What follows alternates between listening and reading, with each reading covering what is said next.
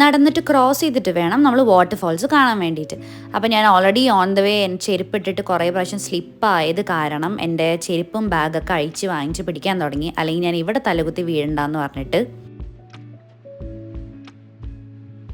അപ്പോൾ ഇതാ പാലത്ത് മറ്റേ മുളയുടെ അവിടെ നിന്നിട്ട് ഞാൻ കുറേ വീഡിയോസൊക്കെ എടുത്തു. നല്ല രസമുണ്ടായിരുന്നു കാണാൻ വേണ്ടിയിട്ട്. അങ്ങനെ നമ്മൾ ഈ മുളയുടെ ഈ പാലം പോലത്തെ സംഭവം ക്രോസ് ചെയ്താൽ മാത്രമേ വാട്ടർഫോൾസ് കാണാൻ പറ്റുള്ളൂ. എൻ്റെ ചെരുപ്പും ബാഗൊക്കെ പിടിച്ച് നിൽക്കണുണ്ടല്ലേ പാവം.